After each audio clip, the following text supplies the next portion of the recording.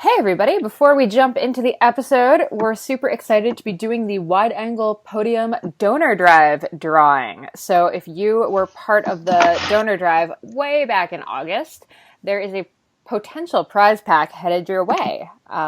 Just to pull out your Narweasel's number plate, and let's have like a drum roll while we pull the number. Bum, bum, bum, bum, bum. All right, and the random draw is number 388. So, if you were number 388 on your Narweasel's number plate, pull it out and take a photo of it and email it or tweet it to the Wide Angle Podium Network. That's right. And if 388 is not your number, you can also go to the other three Wide Angle Podium shows. That's Crosshairs Radio, the Honest Bicycle Show, and the Slow Ride, and see what they put out as the winning number. That means 4 total chances to win from the Wide Angle Podium Network. Yeah, super exciting. And I have to say, my books are part of the prize package. Saddle Sore editions 1 and 2, and Mud, Snow, and Cyclocross. So if you didn't get enough cyclocross on this last weekend at Cyclocross Nationals, this is your chance to relive some of the magic that is cyclocross in the US and to learn how to ride a lot more comfortably. So definitely check on your number plate and let us know if you've won. And to the winner, congrats, and very exciting. All right, let's get back to our episode. Thanks for listening to the Consummate Athlete Podcast. If you're listening to this, we're assuming you're already well on your way to being the consummate athlete that you hope to become. And if you're already one of the healthy people, did you know that you can get a special rate due to an active and health-conscious lifestyle on your life insurance? Yeah, it makes a lot of sense for a life insurance company to go and give great rates to healthy people, active people, just like yourself, cyclists, runners, CrossFitters, whatever you're into. They're offering great rates for healthy people because for them it's a win. We're seeing way lower risk of things like heart disease, lower risks of early death. So why not give those people a lower rate on their life insurance? Absolutely. If you want to check this out and test your health IQ over at Health IQ, visit healthiq.com/consummate athlete. Again, that's healthiq.com/consummate athlete. We'll have a link in the show notes as well if you don't have a place to write it down. Definitely worth checking out. It's a huge savings and just such an awesome thing to do, seeing a company is supporting, really active people like yourself. And they're supporting this podcast. I mean, if you're just even like, I don't know about this, I don't even know what life insurance is, why don't you go over? They have some pretty cool quizzes, actually. They have some cycling quizzes. They have a weightlifting quiz that I took. I got a question wrong, and I had to retake it because I couldn't possibly have not gotten 100%, so I had to retake it. So, I mean, it's a pretty neat website, actually. So if you just go check it out, that'd be awesome. Again, healthiq.com/consummate athlete. Go check that out. We'd appreciate it, and I think in the end it might just save you some money. Absolutely. Thanks for listening, and enjoy the rest of the show.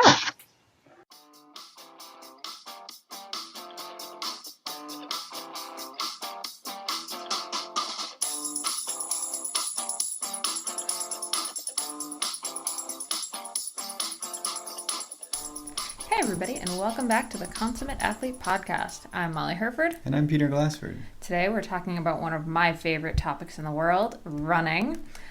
We have Aimee Shilling, who ran 40 marathons before her 40th birthday as part of her big scary goal. Of course, that's not all Aimee does. She also does ultra marathons. She coaches kids. She coaches adults. Running is sort of her life, but she's not like a professional marathoner or anything. She's a mom and, has a normal life outside of athletics. So we knew she was somebody we wanted to talk to. Yeah, we go into some goal setting stuff, how to start into running with sort of shorter distances like 5K. I think this is a really well-rounded podcast for anyone who's been sort of playing around with running or wants to run or hasn't had success running. I think there's something in there that might help you get going. Mm-hmm. Absolutely. One of the other really interesting things is she did 7 back-to-back marathons. So 7 of those 40 were just back to back to back. So just the rest and recovery and what goes into planning for that was super interesting. So I really love this idea of, okay, I ran 1 marathon. What's sort of my next goal? Okay, let's try to do, an ultra marathon, or let's try to do 5 marathons this year. I mean, you don't have to do 5 marathons in a year. That's, in my opinion, crazy talk, but Yeah, and definitely, I mean, because we talked about that 7 marathons in 7 days, we got into a bit of sort of training for those, stage racing type environment. So, I mean, if you're into cycling or running, or even tournaments for, tournaments for like team sports like hockey or something like that, that's sort of how you prepare for that in training. Do you just do 7 days of running to prepare for 7 days of running? Or, not necessarily. So we talk about different training tactics for that and how to sort of get yourself ready for that ongoing sort of day-to-day grind versus just one single marathon. Obviously, it's a little different. So if you're planning out a stage race or multi-day event this year, I think you'll find something of benefit there as well. Absolutely. And I really loved where we ended with it, where we talked about she's done the 40 by 40, and that was her big, original goal. So how do you react once you're done with that big, scary goal? Yeah, you hear about that with people with Ironmans, when they sort of, especially people who do it in sort of middle age as sort of their big thing, they sort of randomly decide they're going to do an Ironman. And then afterwards they're like, because it's been so encompassing, suddenly they have all of this time and no looming goal, and you don't necessarily want to just go and do another Ironman or do 2 Ironmans or something like that. Mm-hmm. So sort of figuring out what the next step is, but her main thing is just that she's already thinking about what the next big step is. Mm-hmm. And she's not even 40. She finished it ahead of schedule, I believe. She did. I think she said she was 37. It's 3 years ahead of schedule. It's a lot of running. Well, and I mean, it was a challenging goal too, but she sort of got into it, right? So, I mean, that's part of that goal setting process, is something that you can do, but still a little intimidating, but then also is doable, right? Because if it's so big, if it was something that she couldn't do, then it's going to be a little demoralizing, right? Absolutely. Yeah, well, let's get into it. I hope you enjoy this episode, whether you're a runner or not. All right, here's Aimee Shilling.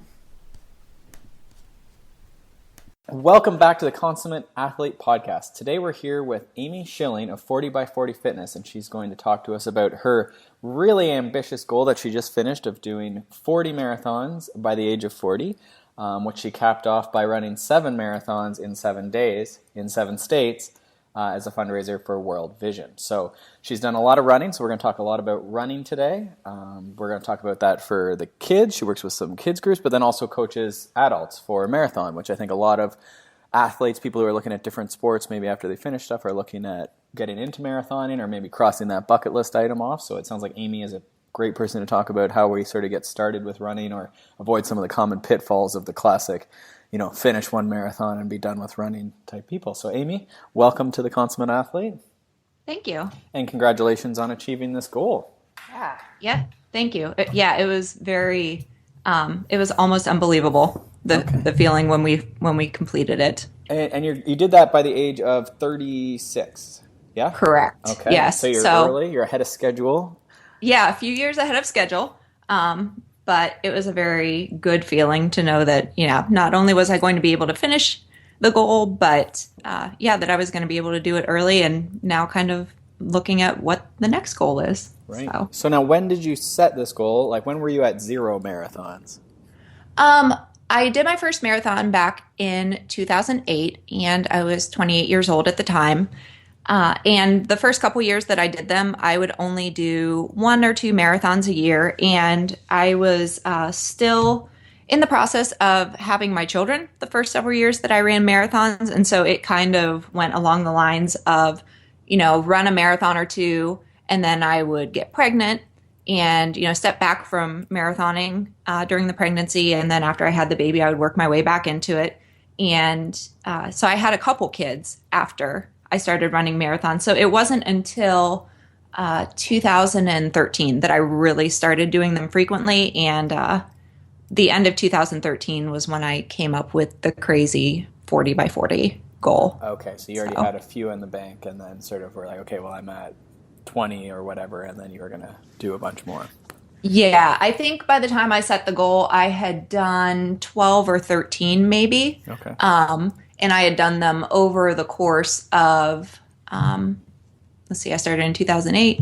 So what would that be, 7 years? Mm-hmm. So yeah, it was only 1 or 2 a year for the most part. And then, yeah, at the end of 2013 was when I really started to ramp it up. I like just the idea of only 1 or 2 a year, whereas most people would think like only 1 or 2 marathons in my life. Right. Well, and the funny thing is, when I ran my first marathon, I did think of it as a bucket list item. I had originally set the goal for myself to run a marathon when I was 14 years old, and I was running on the high school cross country team. And I didn't actually run my first until I was 28 years old. So literally twice the age that I was when I had first set this goal. And it had always just been like, oh, I want to run a marathon. And I did that first one and I was like, wow, I actually really like this. Mm-hmm. And yeah, it kind of grew from there. Wow. I like the idea of this big scary goal. And it's, I think a lot of my clients are certainly, regular people. They have kids, they have jobs and stuff. And so, it's not as obvious as, the elites I work with where it's, we're obviously going for world championships. We're obviously trying to make the national team. It's the point B is pretty laid out. But for the quote unquote normal people, finding that point B, that goal is hard. So I like, you sort of just picked, a relatively abstract thing, right? And it was completely for you, right? Like it was when you started this, it wasn't a fundraiser. It wasn't your business. It wasn't anything, right? Like it was just you. Yeah, it was just me. And, I have always used races as a way to keep me motivated. And so when I first set this goal, I was looking at the calendar and I was thinking, yeah, it's going to be a stretch, but it's something that I can do. And I am the type of person that I always want to have a goal to be working towards. I always want to be improving something or, just trying to be the best that I can be, whether it's, as an athlete, as a mom, as a coach, as an employee, whatever it is, I want to always be growing and learning. And yeah, so that was kind of my motivation for starting it. And then everything else has sort of just grown out of that. It's just sort of become very organic. Mm-hmm. And, I picked up some coaching clients and, then the crazy idea for the World Vision fundraiser came about. And yeah, everything has just sort of built upon each other. It's funny, a lot of times we have all these grand plans and, we overthink things, but I have a friend who his big advice to the younger people we know when they're, struggling to find what they want to do, he always says, like, just do something. Like, you just got to just start, just do something. Right. And worst case, you'll figure out you don't like it, but, or you'll figure out, okay, you're good at this, or, you like this part of it, or you'll meet someone who tells you to do this or gives you this opportunity or whatever, right? But if you just sit there planning out, if you were sitting there how you were going to make your personal training business and, run, all these 40 marathons or whatever before you even ran a marathon, right? Like you just started running. Right. You did one for you. You didn't advertise it. You just did one. Yeah. And really, I think that's great advice because, I think sometimes we get so in our head that we don't actually then follow through and just do it. And sometimes you don't know until you do it. There have been things that I've tried that I thought, yeah, it's okay, but I'm not going to do it again. And then other things that, like the marathons that I tried and I just fell in love with, and it's opened up a ton of doors for me as a result of it. So, yeah, I think that's great advice. You don't know until you actually try. Mm-hmm, mm-hmm. Now, on that first marathon you did, was it just completion or what was your goal for the first marathon? So we haven't even set the 40 goal yet. Like when you were just starting, like why did you choose that? Why, what was the goal? Yeah, so the first marathon, the goal was just completion.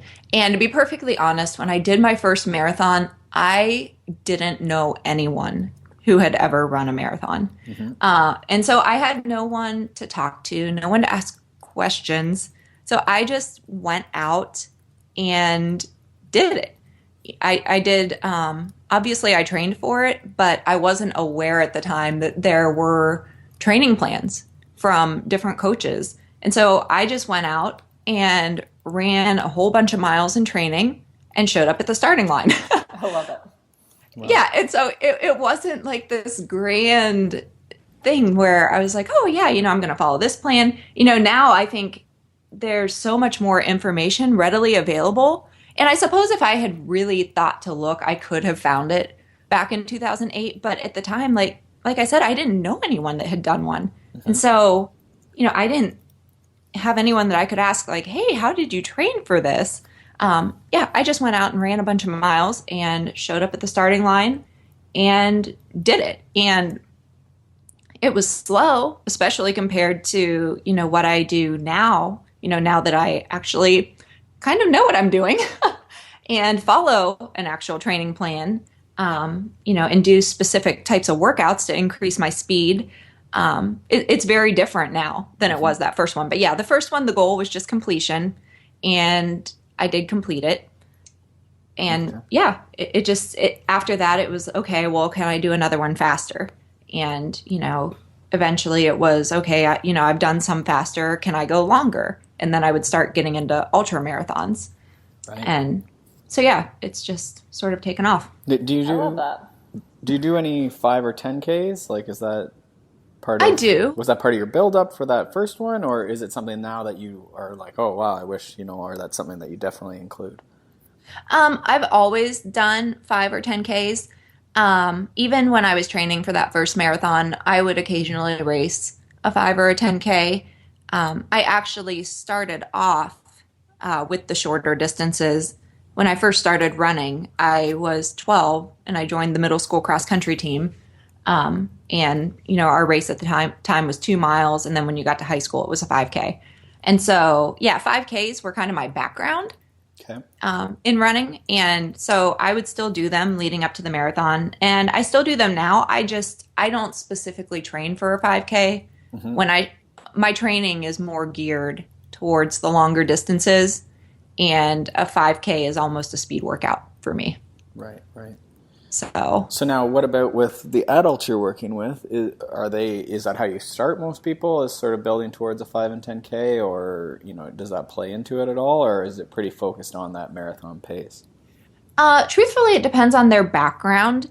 If someone has never run a mile before in their life, then yes, I do encourage them to go out, start with a 5K, do a couple 5Ks, work your way up to a 10K, work your way up to a half marathon. The marathon is the big distance that, everybody wants to accomplish because, it seems like this, awesome goal. It's like the ultimate running experience. And it is. It's amazing. The feeling that you get when you cross the finish line of your first marathon, it's such a huge sense of accomplishment, and it's really hard to describe to someone that's never experienced that before. And so, yeah, I mean, obviously I do think a marathon is a great goal for a good percentage of the population, but if they've never run before, yes, I do start them off with a shorter distance because I want to make sure that they're building gradually, and that they're doing it in a healthy manner. If you ramp up too quickly, you're more likely to develop injuries and even burn out. And I want this to be something that they not only enjoy and love, but that they can continue to do. I don't want it to be something where, okay, we're going to ramp up, we're going to do one marathon, and then we're going to go back to sitting on the couch. Right. I want it to be something that they can continue to do for a lifetime. Right, to get sort of hooked on. So then what would you say is a good timeline for someone, who is sort of, they've been active, they've played like some rec hockey or something, and then they want to do this. So then like what would be like, we're in November, December, say right now, is that a good time to start playing around with running if they're going to run maybe like a September, like traditional sort of big marathon season is late summer, September, I believe. So is that like too far out, or is that a decent time? Again, it kind of depends on their background. If they're pretty active, it might actually be a little bit too long. Generally, the rule of thumb that I use is I want people to be able to run 15 to 20 miles a week relatively consistently before they start in a marathon specific training plan. And the training plans, depending on what you go with, tend to go anywhere from 12 weeks up to 20 weeks, with 12 to 16 weeks being the most popular length. So as long as they're able to run 15 to 20 miles a week, then you're okay to dive into a 16-week training plan or a 12-week training plan, which, I mean, really 12 weeks is only 3 months. So it's not as long as some people think it is. 16 weeks is 4 months. But again, if they're not running at all, then I would take a little bit longer time, maybe more like 6 months, help them ramp up to that 15 to 20 mile a week threshold before then diving into the true training plan. Yeah, and I think on the note of sustainability, like it's the tissue just takes so not muscle, but like the connective tissue takes so long to actually adapt. Like yes. It's painful how long it takes, but it's much more painful to be injured for your entire running career because you didn't ever take those first, those preparation months to sort of just gradually build into it. Right. And that's the thing that I've found is it's usually the buildup that is the period where people are going to get injured. So you really want to be careful with that initial buildup. It's funny, now that I'm running so many marathons, I've done 14 marathons and ultras so far this year.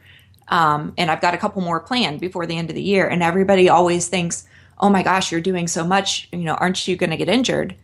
But I don't. And part of it is, I've already done the buildup and I'm maintaining a certain base now.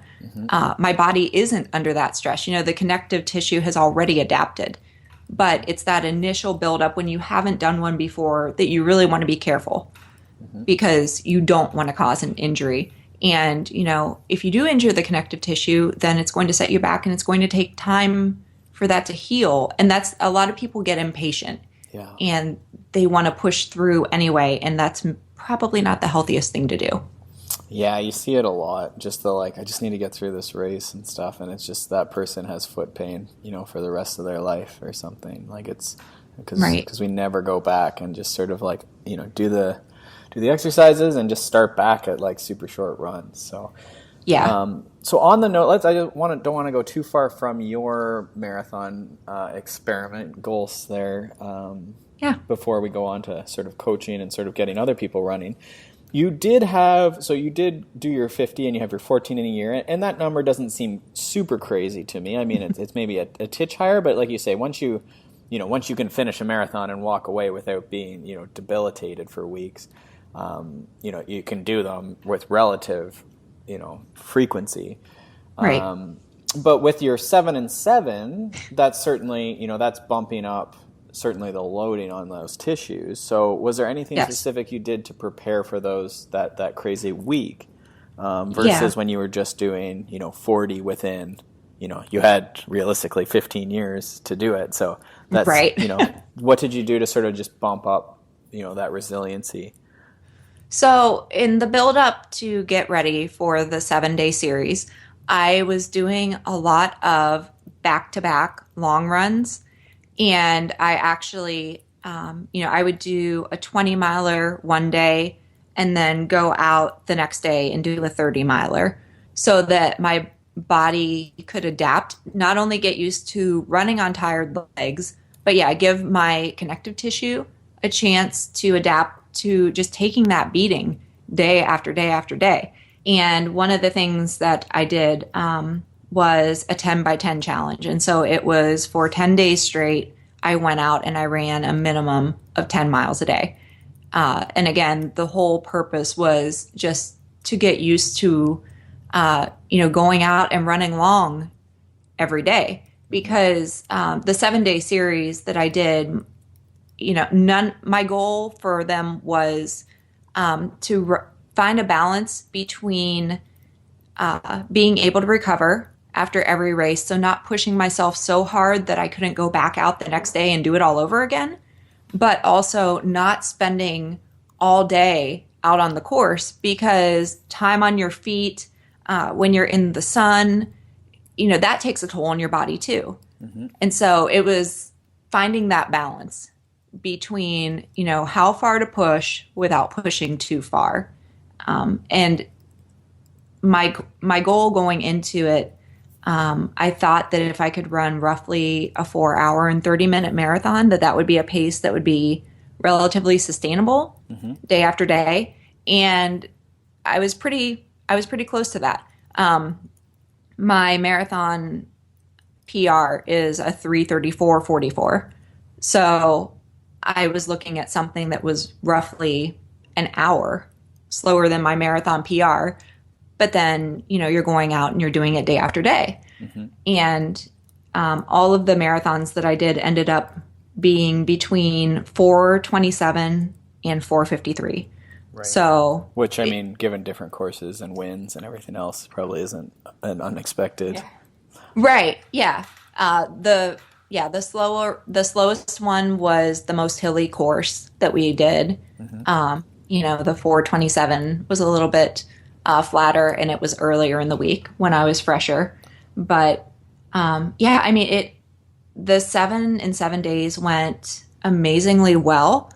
I have no explanation for this, but I didn't get sore at all. Like, I figured by the end of the week that I would probably be hobbling around and, just trying to get through it. But, I would get a little bit stiff when we would get in the car and drive from state to state. When I would first get out of the car, I would be a little bit stiff, but I never had any soreness.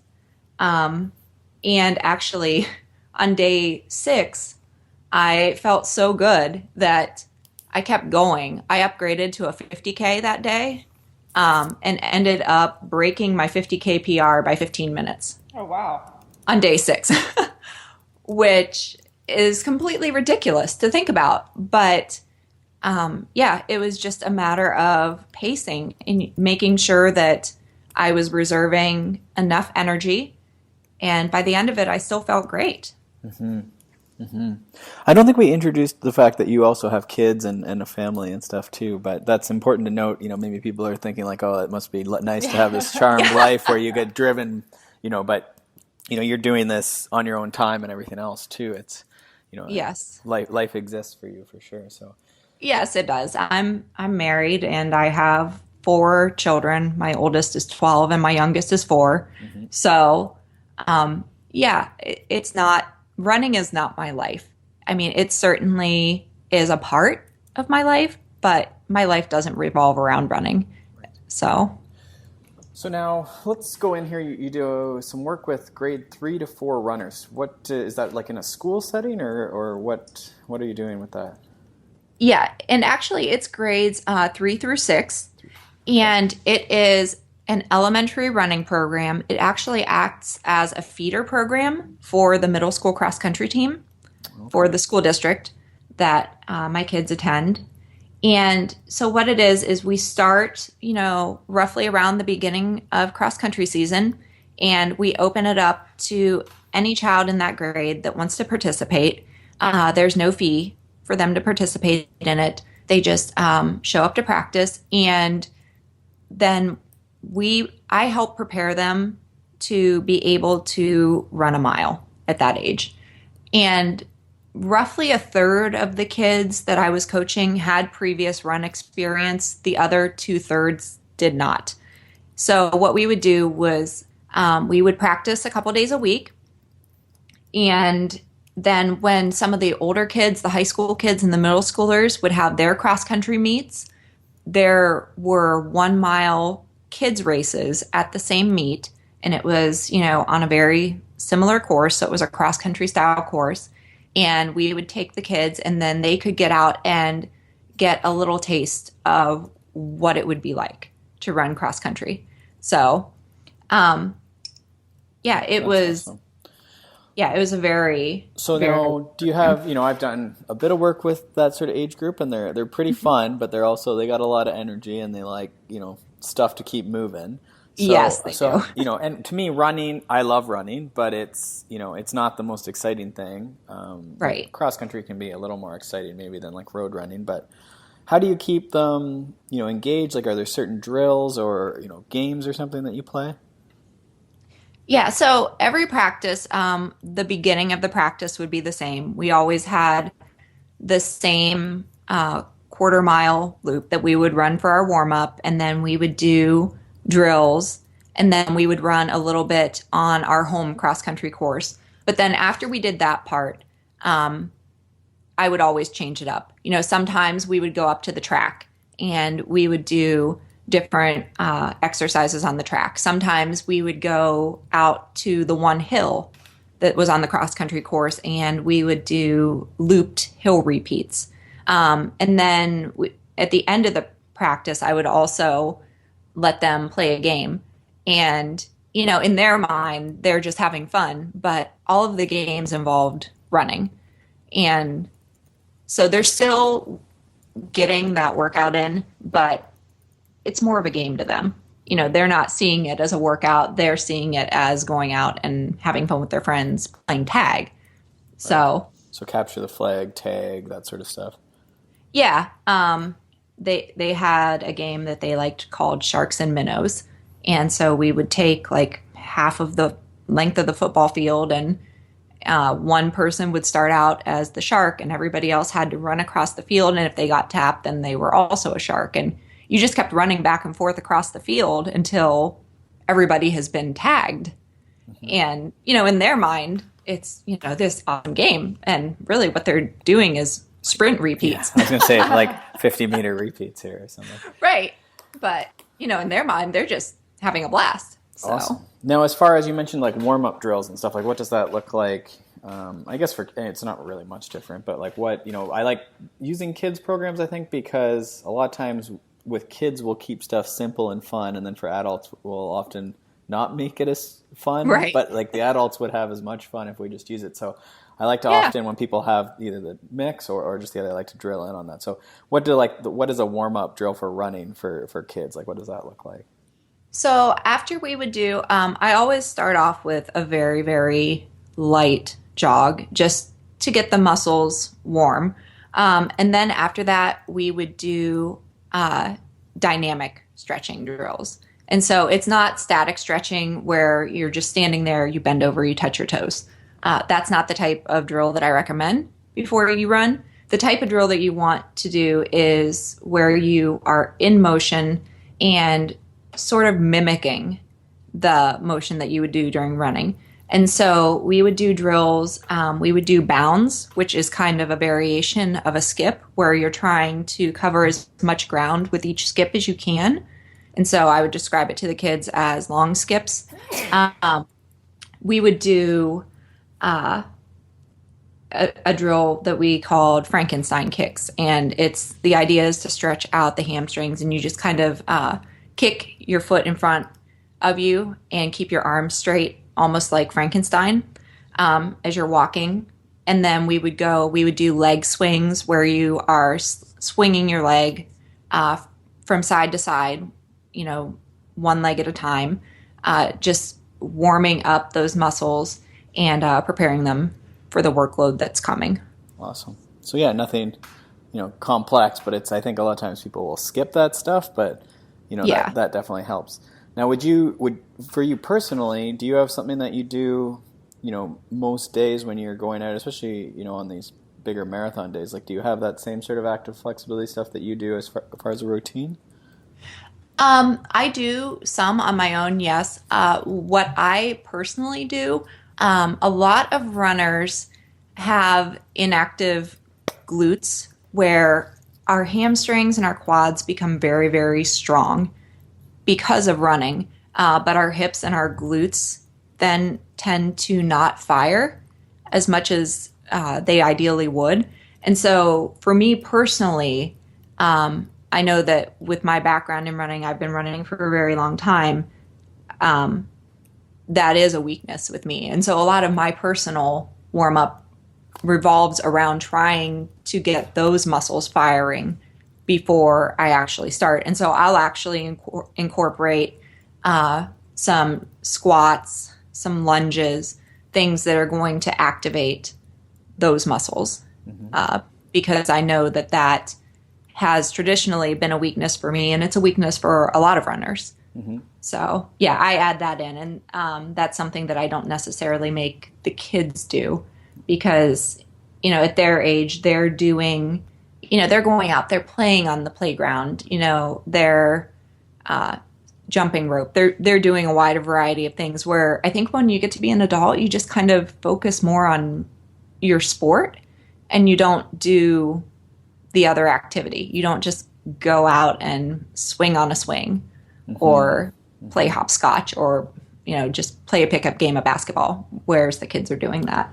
Well, that's what we're trying to encourage people to do here. But yes, we'll see how we do with that. And as you yeah, say, modern life has its way of taking that stuff out of us. But yeah, it does. I think that makes sense. And I think as you get into stuff, you start sort of knowing, okay, you know, I'm getting this, you know, pain or discomfort or whatever, and when I warm up, you know, I can sort of do some things to make that, you know, less so. Right. And for whatever reason that works, who knows? But I think that's good. So now with your running adults, your what was our phrase for people who are swimmers? What was the swim? Late in life. Late onset swimmers. So late onset marathoners. Yes. Now, what are you meeting with them more in like a track environment for the sake of like a meeting spot, or where do you usually meet with your marathoners that are adults? Sometimes it is at a track. Sometimes we actually have a local run group that meets in front of a Starbucks. And so it depends. I try not to do every workout for a marathon on a track. We'll maybe do one a week on a track, but really I'm a big proponent of doing your training on the same type of surface that you're going to be running your race on. So if you are training for a road marathon, you can do some runs on a treadmill, you can do some runs on a track, but you really need to be putting in some road miles as well. So a lot of the times, you know, we're meeting at either a park or a Starbucks, occasionally a track, and we'll be doing the runs. We'll start there, but then a lot of times we head out on the road. Right.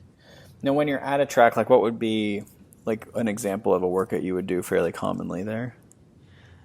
So track workouts, I tend to do longer track workouts for marathon training, especially, you know, when people start running and they start doing track workouts, you know, a lot of people will do 400-meter repeats, and that doesn't always translate well to a marathon. So one of the workouts that we will do is called Yasso 800s, and it's 800-meter repeats. And whatever your goal time is for the marathon, so if you're looking to run a 3:30 marathon, you would run your 800-meter repeat in 3 minutes and 30 seconds. And that's one of the workouts that we would do. You would do anywhere between 6 repeats earlier in the season, building up to 10 as you get later in the season and a bit closer to your marathon. That's about the shortest that I'll go. We do a lot of 1 mile repeats, and actually, if possible, I prefer to do those on the road as well. You know, depending on where you're located, it's not always possible to do it on the road without having to stop for traffic, or, you know, if you don't have a safe place to do it. But 1 mile repeats tend to work really well for a marathon. Okay. And then I sort of related to that, I gave you sort of the one question I like to ask some people, you know, especially coaches and stuff that are working with people, is sort of, you know, if someone only had 3 slots to run a week, and, you know, maybe for an hour, you know, and that includes our warm up and cool down and stuff, you know, what would be that one workout that you would slot in there? You know, and, you know, in an ideal where we maybe mix it up, but if there was only, you know, right, they only have mental capacity for one workout, what would that one workout be? So if it's the first marathon that they're doing, I would definitely recommend that they focus on the long run, because not only is it going to prepare your body for being out there for several hours at a time, but it's also going to prepare you mentally. I think the key to running a marathon, and especially your first marathon, is just knowing that you can do it. Knowing that, yes, I can go out and run for, 4 hours straight. That is a huge mental barrier for a lot of people. Sure. And so, especially if you're only doing your first marathon, or maybe you haven't done one in a year, I would say that the long run would definitely be what to focus on. If you've done one in the past year and you still have somewhat of a base, then I would recommend people focus on the tempo run, because that is a really good run to not only build your aerobic capacity, but to also increase your speed. And it's going to make running your marathon a lot more comfortable. And so for tempo, that would be more like half marathon pace, or how are you defining tempo? So what I do for tempo is I take my marathon pace and then I run it at roughly 30 to 45 seconds faster per mile. Okay. So, and we build up, we start off usually around 3 miles at the beginning of a training cycle. And by the end of the training cycle, we usually max out with a couple tempo runs of 10 miles at that pace. And so if you can run 30 seconds faster than your marathon pace over a 10-mile distance, then when you go to actually run the marathon on race day, it's really going to help. It's going to help your speed, and it's going to help you feel much more comfortable because the race pace isn't going to feel like such a stretch. Right. Yeah, you can sort of just settle into that, but it's not so slow that you feel awkward slowing down that little bit. Right.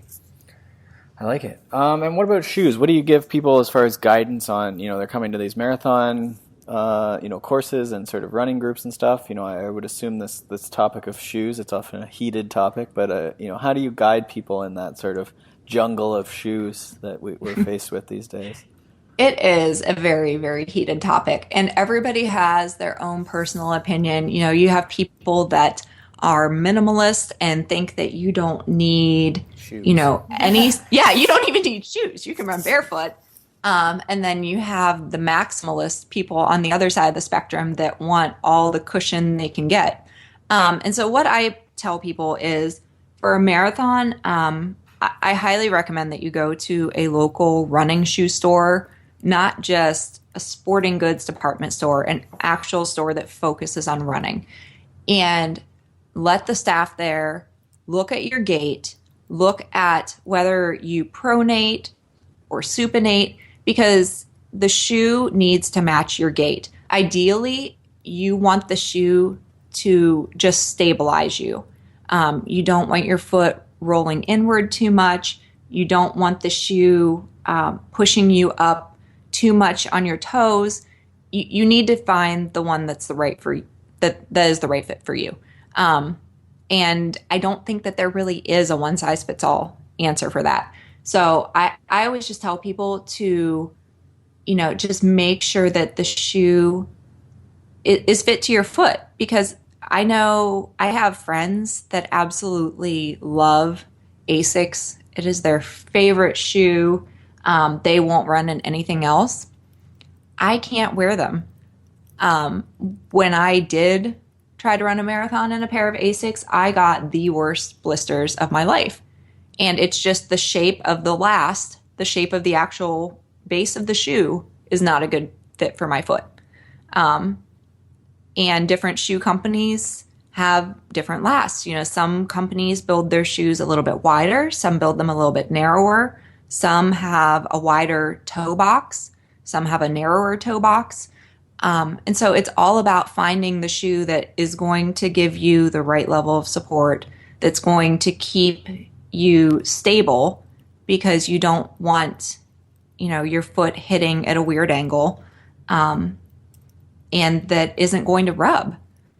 So, and on the other piece of advice that I give people is, whatever size shoe you wear in regular shoes, buy at least one size up. in your running shoes, because you want to make sure that as you run, your foot swells just a little bit, it expands.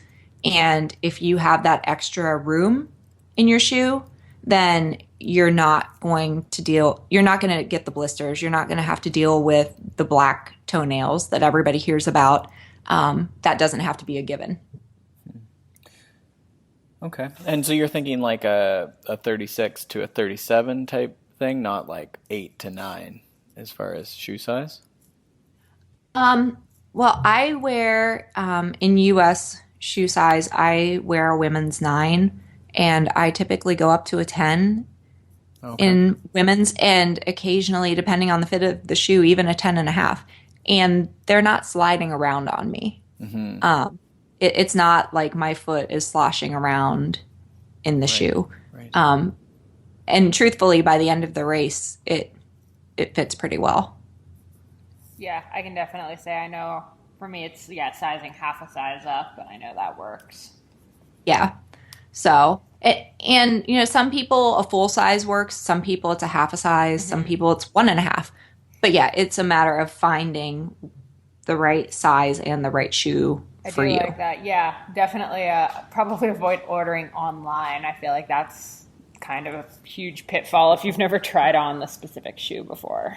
Yeah. Well, and the other thing, I've heard so many people that have gone into just a general sporting goods store. Like they'll go to like Dick's Sporting Goods or something, and they'll just pick out a shoe that they like the colors. And then they're complaining that their feet are hurting. And it's like, well, you didn't pick the shoe based on it fitting your foot. You liked how it matched your running tights. Yep. Which, okay, I'm sure there's probably an equally pretty shoe that will also fit your foot really well. Totally. But let's go for function as well as form here. We can add style later, but let's get the function dialed. Yes. Mm-hmm. All right. So I think that's good. I think that gets people running here a bit. I think maybe the only thing I want to finish with is, when someone's just getting started, we alluded to it at the beginning. But in those first couple run workouts, and this is coming not off the couch again, but like a normal person who's going to start running, they don't have a lot of running experience. They could be really good cyclists, but again, that tissue isn't adapted. What does that those first months even look like, as far as like what is a short run? I think sometimes especially when people are coming from cycling or something like that, short means 2 hours, right? Yeah. And so right. I think that's where, especially with cycling clients I have, like you say short or something, and then like someone will go out and do 90 minutes and they won't walk for another 2 months, right? Like, right. So what does that, like, honestly, what are those first workouts like? How are they composed? How do we, limit them a little? And right. what would the duration be like in your opinion? So if someone is just starting into running specifically, if they have a background, they can probably do 2 or 3 miles at a time. And that would probably be appropriate for them. What I would have them do would be start off with 2 or 3 mile runs, gradually build the overall weekly load. And so the general rule of thumb is that as you are increasing the load, you don't want to increase your total mileage by more than 10% week over week. So, and that seems really slow to some people because, like you said, if they're used to cycling for 2 hours and they think, okay, well, I should be able to go out and run for at least an hour. But it does tax your muscles and your connective tissues in a different way. So when they're just starting out, I say 2 to 3 miles, do it minimum 3 times a week. If you can, 5 or 6 times a week as you build up to it, that would be ideal. And when you're first starting off, don't worry as much about speed. I always have people build just their base capacity first, and then you can add in the speed later. Because speed work, whether it's a track workout, whether it's a tempo run, no matter what it is a little bit more taxing on your body, and it takes a bit more time to recover from. And if you try to add in speed too early, then you're setting yourself up. You're more likely to be injured. No, I think that makes sense. Yeah. And now, is there anything like after the run, like do people want to avoid, if they're sore after, they've done, say, 3 20-minute runs, and they've been warming up maybe by walking and doing some of these Frankenstein walks and stuff, and then they, maybe run for 15 20 minutes and then walk to cool down and do a bit of stretching or rolling or something, and they're still finding that they're sore, do they proceed, or like at what point do you sort of stay at that level for a little while, that say 3 by 20-minute runs? Yeah, so if you're still getting sore, then you either need to slow down a little bit during the run. Maybe you're pushing the speed already and you shouldn't be. But you don't want to proceed to up your mileage until you get to a point where you can do it comfortably and you're not, walking around like a duck for a couple days afterwards. If you're doing that, then, most people want to focus on the workload, but recovery is just as important, and actually the rest is where your body rebuilds.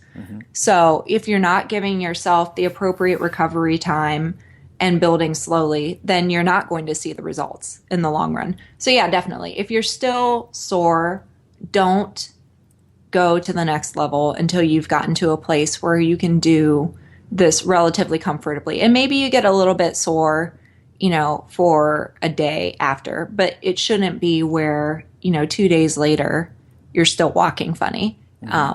If that's the case, then yeah, definitely don't bump it up.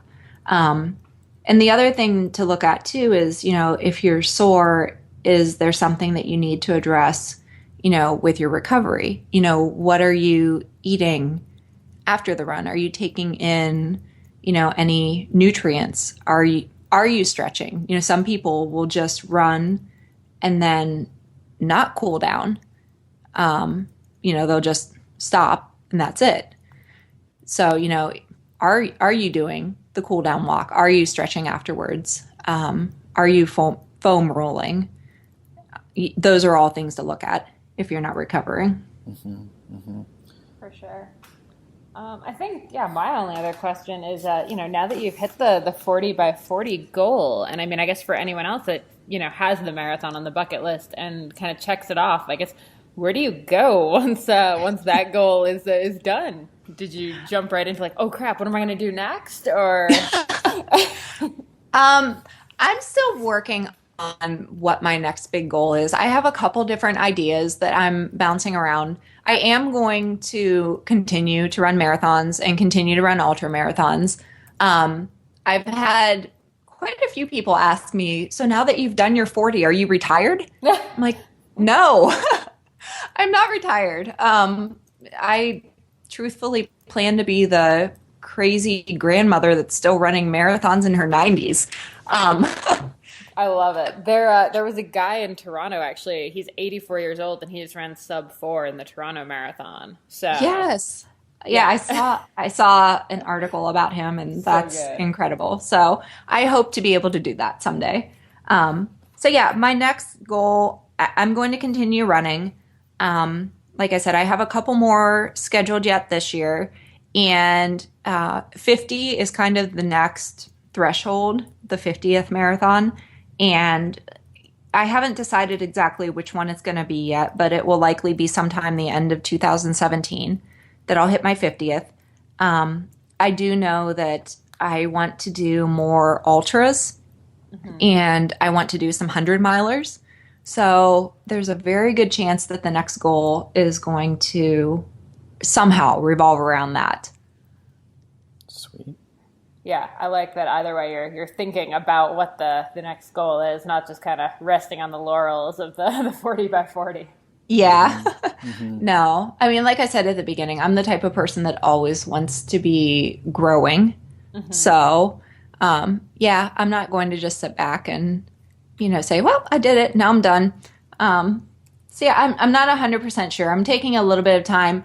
I purposefully did not schedule a whole lot after the 7-day series just because I didn't know how it was going to go, and I didn't know if I would need a whole lot of time to recover. It turns out that I didn't, and everything went incredibly well. I'm running my next marathon in about a week and a half. I'm pacing a friend who, wants to break a certain time goal. So, I'm already back at it. And so now that I know that I'm recovered and it's okay to, focus on the next thing, I'm just brainstorming and trying to decide what that's going to be. Awesome. Love it. Well, yeah, lots of good tips there today. So now people, where can they find you on the interweb? So my website is 40by40fitness.com. 40 is spelled out, FORTY. And the name of the website was named after my goal to run 40 marathons or ultras before my 40th birthday. I am also on Facebook under 40 by 40 Fitness. I'm on Instagram as Runnin' Mama 262. I should change that, but I've just never done it. I kind of liked my original handle. I like it. So it seemed very appropriate. Long before 40 by 40 ever happened, I was Runnin' Mama. So Very nice. No, wait, how is it spelled? So it's RUNNINMAMA 26 and then an underscore 2. Okay, there we go. Got it. Yep. Love Awesome. Anything And else? actually, Go ahead. all my social handles are actually linked through my blog as well. So if anybody has a hard time finding me, if they just go to 40by40fitness.com, in the sidebar, there's a link to every single one of my social media handles. Awesome. Awesome. Alrighty, we'll get that linked and we'll let you know when it goes up. Thank you for taking your time today. Yeah, Awesome. thanks. Yeah, thank you so much. Thanks. We'll All talk right, to take care. Bye. Okay, you too. Bye-bye. Thanks so much for tuning in to the Consummate Athlete podcast. To check out all of the show notes for this episode, you can head over to consummateathlete.com, and we would love to hear from you about what you thought about the podcast. You can find us on Twitter and Instagram at Molly J. Herford. And at Peter Glassford. And we would also love it if you would pop over to iTunes and subscribe to the podcast so you can tell every time a new episode, a new sport comes out. And if you would leave us a review, let us know how you're liking it, how we're doing, if there's anything you'd like to hear more of. That would be amazing. And you can find us over on Facebook now, facebook.com/consummateathlete. Thanks again for tuning in, and we will see you next time.